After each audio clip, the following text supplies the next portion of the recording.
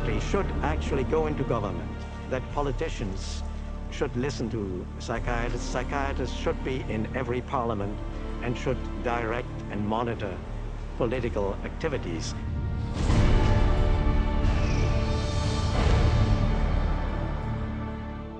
En un peu plus d'un siècle, la psychiatrie a infiltré la société à l'échelle mondiale. Et ce n'est pas par accident. People aren't aware that in 1940, a prominent British psychiatrist, Colonel J.R. Rees, addressed the National Council on Mental Hygiene and set the agenda for psychiatry for the next 60 years. Since then, psychiatrists have been given authority in nearly every sector of our society, with tragic results. We must aim to make it permeate every educational activity in our national life. Public life, politics, and industry should all of them be within our sphere of influence.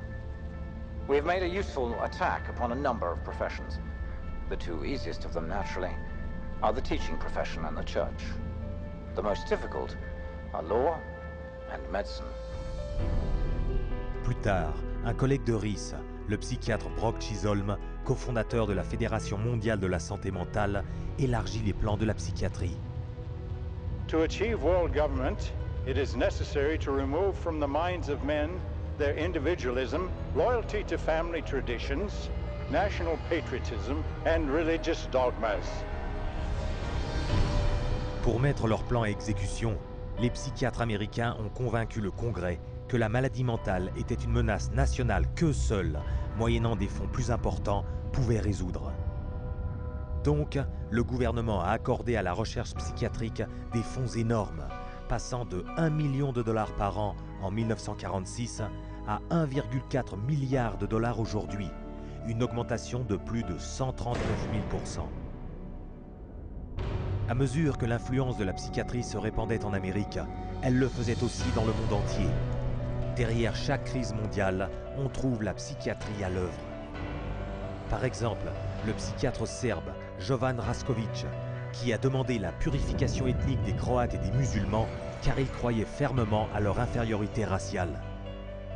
Résultat, en Bosnie dans les années 90, un collègue de Raskovic, le psychiatre Radovan Karadzic, et le premier ministre Slobodan Milosevic ont établi des camps de concentration dans les Balkans, où à nouveau, un grand nombre d'innocents ont été torturés, violés et assassinés.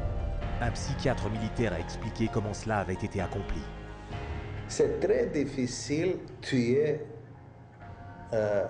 millions de personnes. C'est très difficile, techniquement difficile. Les Allemands étaient bons techniciens et ils ne pouvaient pas, ils pouvaient seulement 6 millions de Juifs exterminés. Ils massacrent, par exemple, 100 ou 200 de personnes, ou violent 100 femmes et 100 jeunes filles, pour que les autres sont effrayés et échappent. Alors vous avez le terrain pur. Avec les techniques de conditionnement pavloviennes du siècle dernier et celles du contrôle mental moderne, psychiatres et psychologues peuvent transformer hommes et enfants en assassins de masse. You could train them to use firearms indiscriminately. You could train them to shoot people with very little feeling or thought. You could train them to use abusive and brutalizing procedures in order to obtain information with no hesitancy, with no concern. Voilà comment produire des terroristes. À la suite du 11 septembre, Osama Ben Laden était considéré comme le cerveau derrière les attaques. Mais le véritable cerveau et commandant d'Al-Qaïda est Ayman al-Zawahiri, étudiant de psychologie et de pharmacologie à l'université du Caire et auteur du manuel de formation d'Al-Qaïda sur l'utilisation de la psychiatrie coercitive.